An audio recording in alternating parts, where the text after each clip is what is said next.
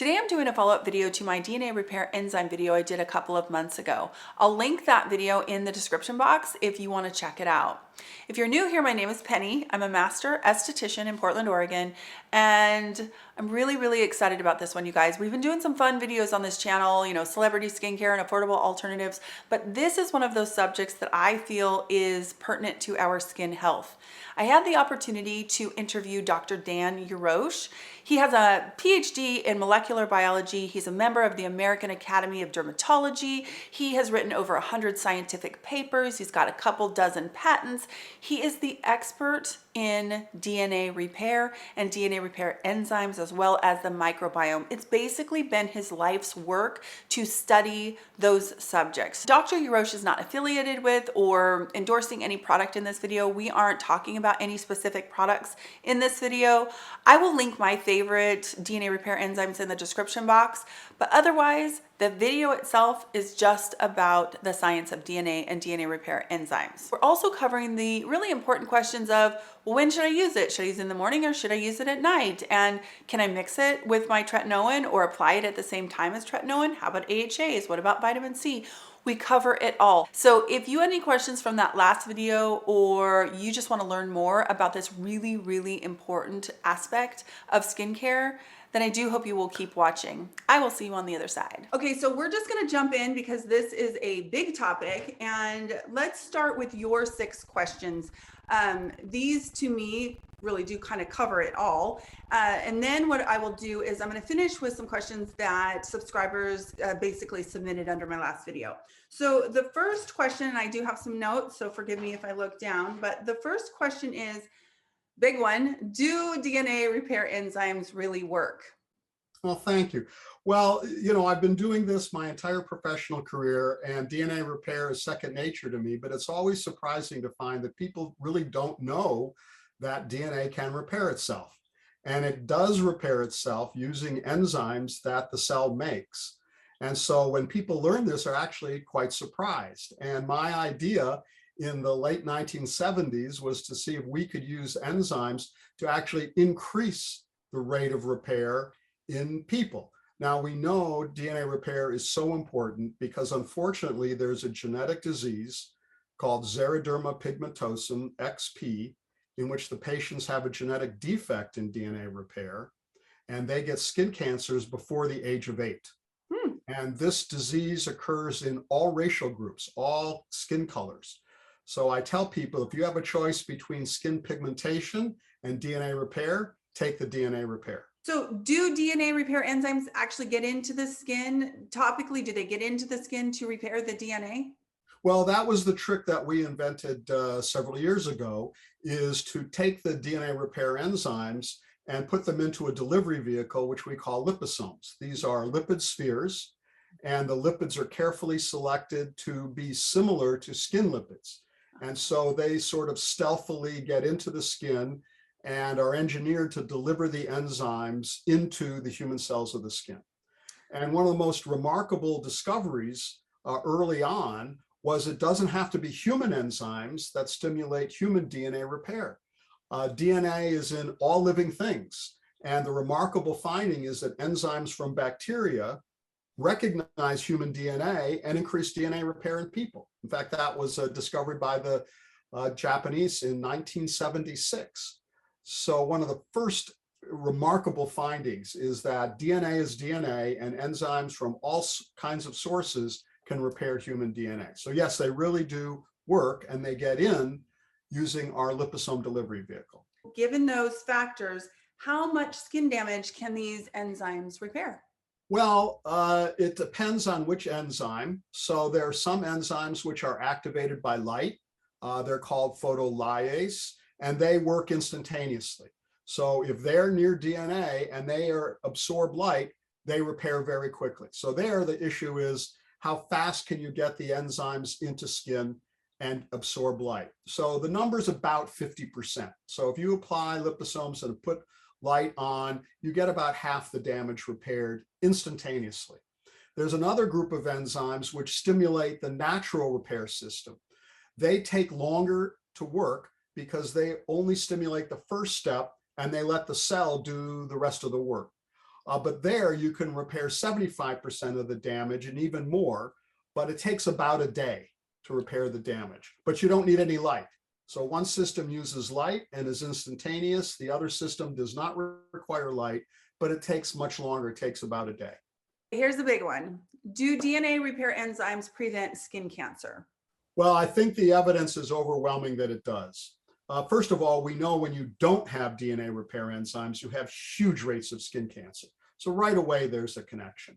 And there have been several studies that have been done which show reductions in skin cancer in people who've been treated with DNA repair enzymes. First, there's studies in these people with xeroderma pigmentosum. And then there's also studies in people who get skin cancer, because once they get skin cancer, they're at an enormous risk of getting a second. In fact, if you have one skin cancer, you have a 20% chance of getting another one in 5 years. So you're like have a red flag, I grow skin cancers. Right. And when you treat those people with DNA repair enzymes, their rates of skin cancer go down. So certain groups which are very sensitive to skin cancer and sunlight, yes, we've demonstrated that they can reduce skin cancer. And there's also something called a precancer. The technical name is actinic keratosis, or AKs. And those we now recognize can become skin cancers. So getting rid of precancers, which the enzymes have been shown to do, are even better than getting rid of the cancer. You get rid of the precursor before you ever get down the road. So I think if you look at the clinical literature on treating people, that it's pretty convincing that these can reduce precancers and cancers. Okay, so we spoke about the DNA in relation to skin cancer and in relation to, skin aging. So what effect, if any, does DNA repair enzymes have necessarily on collagen degradation and maybe the degradation of our existing elastin, or do they? Yes, well, they have a direct effect. So the first thing that happens when sun damages DNA is that it lays the groundwork for skin cancer. But the cell responds with a wound healing response. It feels damaged and it feels wounded. So the skin responds with a number of responses. One is it increases pigmentation. It says, I want to block the sun. So you get uneven pigmentation in sites where you have DNA damage. And the other is a wound healing response where the cells produce enzymes that chew up the collagen. And that might seem like a stupid thing to do, but in the context of feeling wounded, the body responds by trimming away the area of damage and trying to rebuild the area. And these are called microscars. So sun damage is just this repeated cycle of damage, repair, damage, repair, damage, repair. The repair is never as good as the original situation.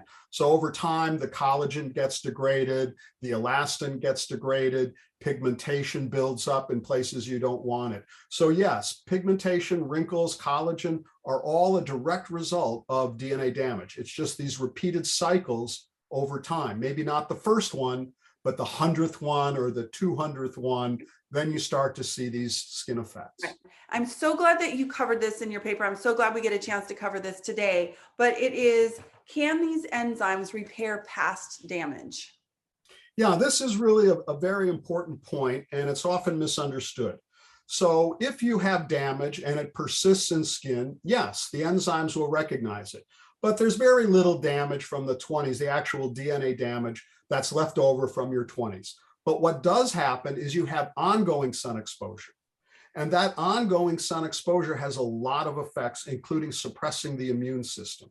So we know that UV suppresses the ability of the skin to mount an immune response, in particular to cancer cells. And so what happens is you have this damage when you're young, the damage has gone away, but you have these precancers and they're trying to fight their way out. And then when you add on top of that UV damage, which suppresses the immune system, it gives the cells a chance to grow. So this is why it's not always just what happened in your 20s, it's what happened last week.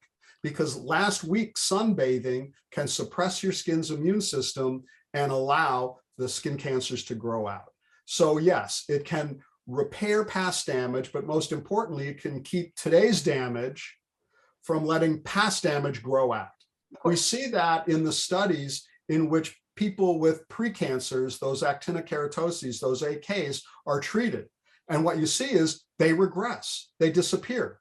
Why? Because by repairing the current DNA damage, you let the immune system take over, and it then gets rid of the actinic keratosis. That is, it's so fascinating because some of what it is the ability, it gives your body the ability to do what it should do. So it's not even all that the DNA repair enzymes are doing all of the repair. They're just some of it, they're giving cover so that your body can actually do the repair. Absolutely. And because it's DNA, DNA is the blueprint. It tells the cells what to do. And if you damage the blueprint, the cell can't work. Forget the cancer. It can't do what it's supposed to be doing. Okay, so the last of your 6 questions, and then we're going to go on to some subscriber questions, is how do DNA repair enzymes affect skin photoaging? I know we talked about this a little bit already, but like in a nutshell, how do they affect photoaging? Well, there are many effects from DNA damage beyond just cancer. And that is when cells are damaged, their DNA is damaged, they initiate a wound healing response. They're trying to repair this damage. And sometimes they're good at it, but they never get it back to the way it is. And so this repeated cycle of wounding, repair, we call microscars. And those are really the basis of wrinkling and dyspigmentation and sagging, because the body's constantly trying to get back to the way it is. But over that period of time, it just never gets back to youthful skin. So it affects photoaging because of the response to DNA damage, not necessarily the change in the DNA itself, but it's the skin's response to the damage, which leads to the photoaging. So this question is something that is really interesting to me, and I know also to my subscribers, and it is, does plankton/red algae always work in DNA repair capacity, or does it depend on the formulation? So it depends on the source of the plankton. So when we were looking for an enzyme that did DNA repair, and we were looking for a good commercial source, and we identified it in a particular kind of plankton.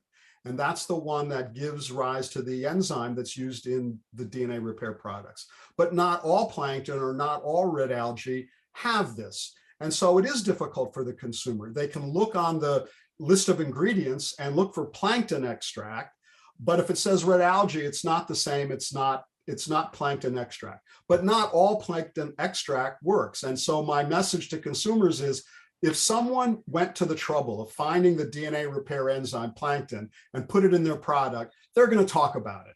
If they just put it on the label and they don't talk about it, it's probably not the right one. Several products on the market have the word DNA on the label. Is there a fail-safe way to know whether they actually contain DNA repair enzymes? No, there's no fail-safe way. Remember, we're in a fashion industry. People tell stories and there are buzzwords. DNA is one of those buzzwords. But DNA alone doesn't tell you anything. I mean, DNA has been put in shampoos for 50 years. That's not the same as putting DNA repair enzymes. Right. So the key would be DNA repair, and they'll talk about it, or some sort of repair. But just having DNA on a product label is a hint, but it's not enough that makes you believe that it has DNA repair enzymes. Right. What role does Bifida ferment lysate play in DNA repair? This is one of my favorite ingredients, so I'm really curious about this. And is it one of the DNA repair enzymes, or is it something different? Well, it turns out that it's something different. So this is one of those fascinating scientific stories in which Bifida's effect on DNA repair was discovered a long time before anybody figured out what exactly it does. And so Bifidus is a strain of bacteria, which is also found on your skin. And when it was first used, nobody understood anything about the microbiome. And so it was just magic that you put it on your skin and it looked better. Now we have a much better understanding of probably what's going on. So the Bifidus extract tells the skin beneficial bacteria are on your skin. You should really get going. You're not under attack. We've got this covered. And one of the things it does is stimulate the DNA repair process. So the Bifidus doesn't act as a DNA repair enzyme, but the surface of the Bifidus extract is a trigger to the cells to behave well. just as the presence of a pathogenic bacteria tells the cells, stop, you're under attack, you need to get your wound healing response going. The bifidus is the opposite of that. And we're understanding this now that we're understanding more and more about the microbiome and the interaction of the bacteria on the surface of the skin with the cells. They're not just laying on top of each other, they're communicating all the time.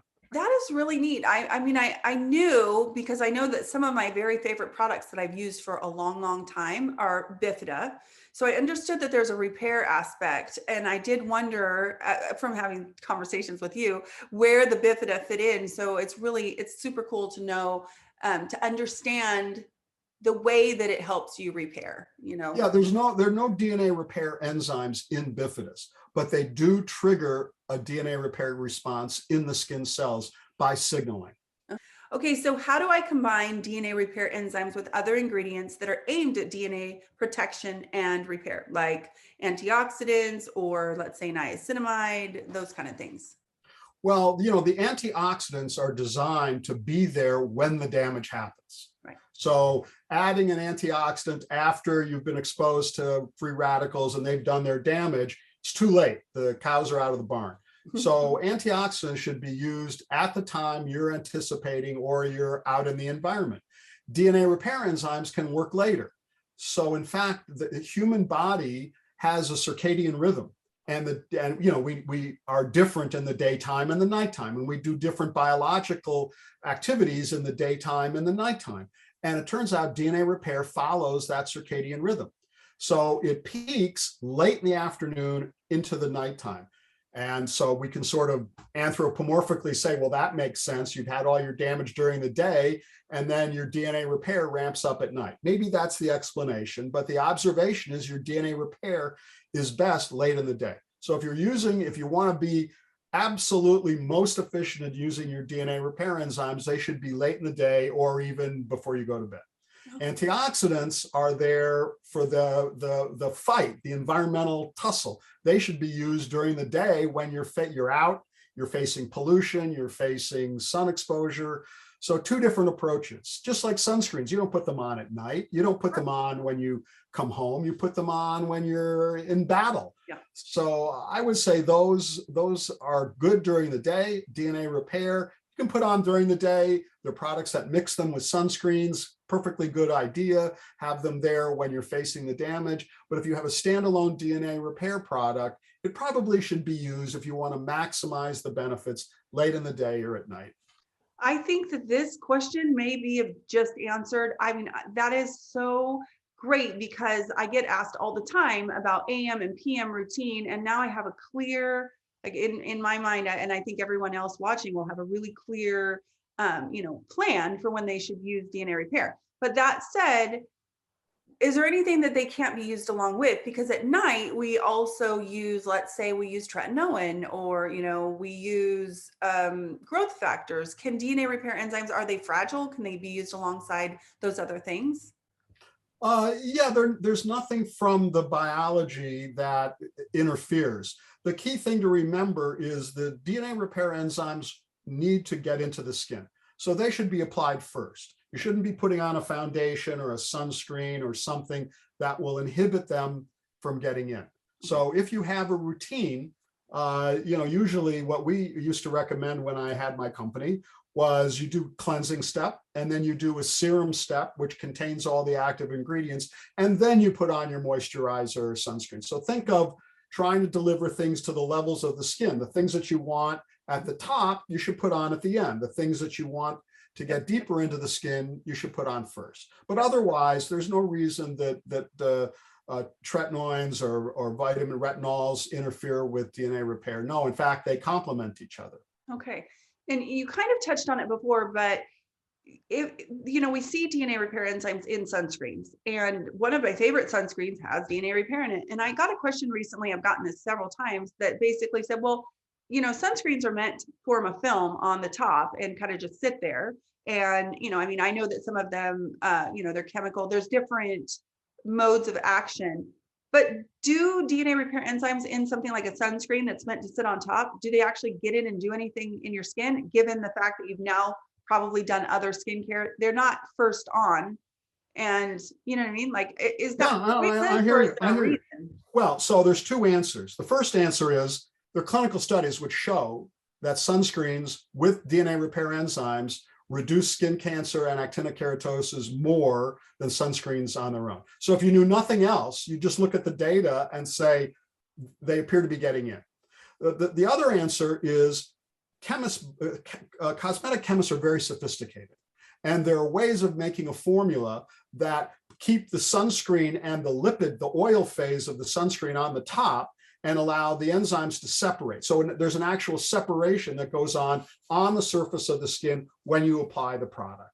And cosmetic chemists are very clever and have been doing this for lots of other ingredients. You read about shampoos and conditioners. How can you have a shampoo and a conditioner in the same bottle? Well, there's a trick to having a soap and having a deposition in the same product. So I think people underestimate how good cosmetic chemists can be when they talk about sunscreen. So in those products, the phases actually separate. The sunscreen stays in the top, the enzymes go in. I appreciate you answering that, because I'm serious. That is a question I get, not just in relation to DNA repair enzymes, but to all kinds of things, sunscreen that has niacinamide or, people will say, well, what's the point of that?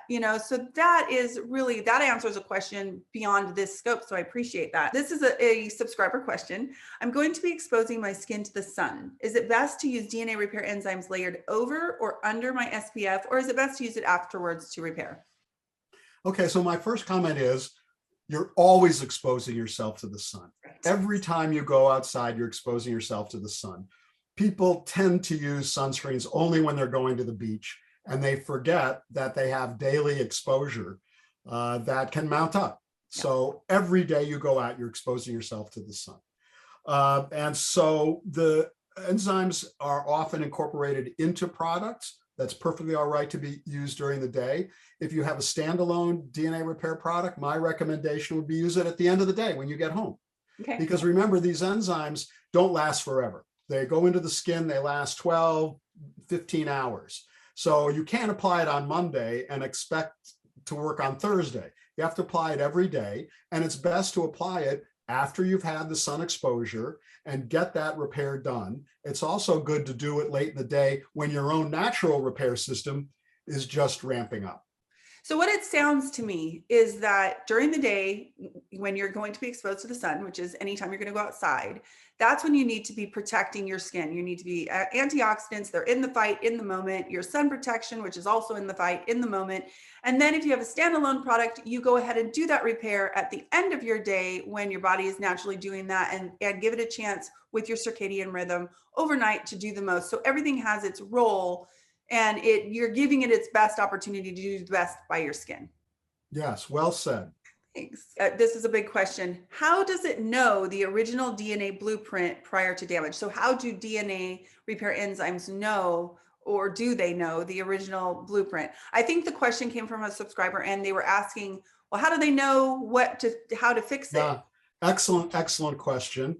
And for this, I remind you that the nickname for DNA repair is the double helix. So there's two strands, and they wrap around each other. And the two strands are mirror images of each other. So you can look at one strand and know what's on the other strand if you can read the mirror. And that's exactly what the DNA repair enzymes do. Most damage, more than 90% of the damage, is only to one of the strands. Right. And so the repair enzymes come in and just cut out the piece of the one strand that's damaged. And then they look across at the undamaged strand, and they know how to read that, the mirror image of that, and what to insert on the complementary strand. So there actually is a patch that's put in that using the undamaged strand, as we say, as a template. Yeah. So the question is very good. And I just remind you, it's called the double helix for a good reason. That's the beauty of DNA. So, I mean, it's like they have the blueprint. It's still there. And that's why there's two. Right, yeah. The other reason there's two is you give one to one daughter cell and you give the other to the other daughter cell. So it's a brilliant system for replicating and also for repairing. How do the enzymes get absorbed into the cells? How is it scientifically possible for these repair enzymes to fix damage from your 20s? First part of the question is, how do enzymes get absorbed into the cells? And yes, I covered that. They're encapsulated in a lipid sphere. and the lipids look like skin cells, and so they're able to penetrate the skin.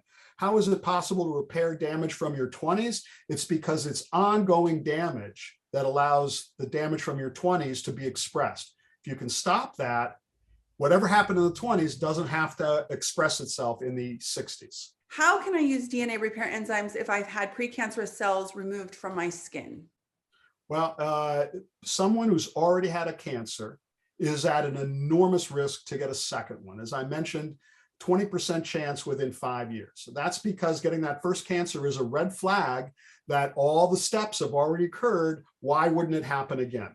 So these are the people that are most in need of DNA repair, because by repairing ongoing damage, you can suppress that as cancers that are just dying to grow out. But if you can keep your immune system intact and your wound healing response at a lower level, you can keep them from being expressed and give your immune system a chance to eliminate them.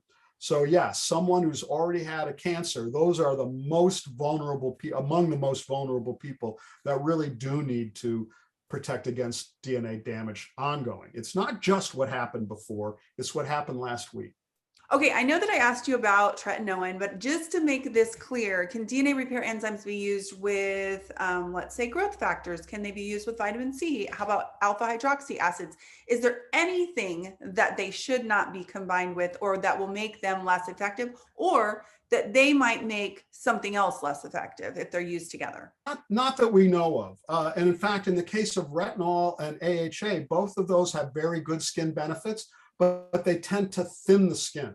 They tend to make the upper layer, the stratum corneum, thinner. The retinol does it because you make less. The AHAs do it because it helps you slough it off. Now you have a thinner surface layer. It's easier for the sun to get in. So both those products come with a warning that they can increase your sun sensitivity. So if there's any product in which you should use DNA repair enzymes, it's when you're using retinols and AHAs. But for the other products, I don't know of any case in which they interfere with the DNA repair enzymes or the DNA repair enzymes would inhibit. Do DNA repair enzymes need to be at the right pH in order to work? Well, when they're in the formula, they should be at a neutral pH because they're engineered to release their contents in an acidic environment. And an acidic environment means very acid, like not that's found on your skin. Okay. But once the enzymes get in, they will find the interior of the cell, and the interior of the cell maintains its own pH. There's not very much you can do on the surface that'll change the pH inside the cells. Okay. So short of staying away from strong acids, and maybe this is the one exception, there are some products on the market, that are 20% vitamin C, pH of 2 or 3, right, very acidic. Those probably should not be used with DNA repair liposomes. But otherwise, the general range of pH is not a problem. In fact, skin is acidic, a little bit less than neutral. And products that claim to balance the pH or raise the pH are probably not a good idea. And now we're learning about the microbiome. Yeah. The beneficial bacteria like a little bit of acidity, right, in their environment. And when you make it too basic, they're not happy. Right. So, but I don't think there's a concern that you have to do something special about pH in order to keep DNA repair enzymes working. Most of my audience, most of them are women, but probably about 10% are men. And, given the fact that men, there is a predisposition for many men to start to lose their hair. And we know that skin cancer can affect men disproportionately, clearly on this part of their body because they start to lose their hair and their ears. Does it then make sense that they should be applying DNA repair enzymes to their scalp, to their ears, etc.? Yes, well, absolutely. If it was as easy as that, I would always recommend applying DNA repair enzymes. So there are some men who are bald where they have no hair, and they're at very high risk. In fact, I just went in for my annual skin cancer exam, and the first thing the dermatologist did is look at the top of my head. Mm-hmm. Unfortunately, I had nothing there. No damage there. I have a little bit of hair, but no right, no skin cancers there. So you're absolutely right. A huge area of concern, in particular because men can't see it. Right. They have no easy way of keeping track of what's going on their scalp. So men with no hair, it's very easy to apply products. It's very easy to apply sunscreen. and they should, and it's very easy to apply DNA repair. So you treat it just like the rest of your body, but in particular, while you can see your face and monitor what's going on, you can't see what's on the top of your head. The problem arises in men like me in which there's thinning hair. Right. So I'm at increased risk because I don't have enough hair to block the sun, but it's miserable to apply sunscreen. Right. There's enough hair to block it. It's gooey. It's a mess. And putting on DNA repair products, I usually do that right after the shower and the hair's a little wetter and I can get at the scalp. It is a big problem for men if they have a little bit of hair. It's not easy to apply product. So this might be off message, but I wear a lot of hats. I have a huge hat collection, and hats are the next best thing. And don't use the trucker hats that have that weave. I tell everybody, if you can see through it, the sun can see you. For sure. And also, the ears are an exposed part of the body that you could just put it on. Men should use DNA repair enzymes on their ears and the back of their neck. Yes, absolutely. Those are areas people don't think about, but huge incidence of skin cancers on the very tip and on the back of the neck. And skin cancers on the ears are disfiguring. Yes. There's just no way around it. You got to cut it out, and you can end up with Spock ears. Right. And men don't wear their hair long enough, often don't wear their hair long enough to hide it, and they become very self-conscious about it. So attention to the ears. We have one more question, and then we are going to close out, and that is, will DNA repair products work well on sensitive skin, eczema, rosacea prone skin, or is there certain DNA repair ingredients we should avoid? So I don't know of any adverse effects of liposomes on normal skin or even sensitive skin or eczema or rosacea. Now, I want to be clear, eczema and rosacea are not caused by sun damage, but because they disrupt the barrier of the skin, they can make you more sensitive. So the light gets in and then your wounding response is more severe. So DNA repair enzymes are not going to help eczema or rosacea, but they are going to help the sun sensitivity that goes along with these problems. I am so glad we had this conversation today. It's always so nice to talk to you. I really, really appreciate your time. And, there's a good chance that we're going to get some more questions. So I hope that you will come back and visit us again. And I do hope that you have a wonderful day. And I know we're both in incredibly rainy weather. So we're going to stay inside, out of the sun, out of the, out of the rain. No trouble there. Take care of ourselves today. But thank you. I really appreciate it. Thank you very much. I hope that you enjoyed that video with Dr. Dan Yarosh. I do appreciate his time and I'm so thankful for it. If you have more questions, please leave them in the comment section. I will do my best to answer them, to get them answered for you, or if I'm lucky, I might be able to get Dr. Yarosh back here for a part 2. I do hope that you're having a wonderful day, and I will talk to you in my next skincare video. Take care.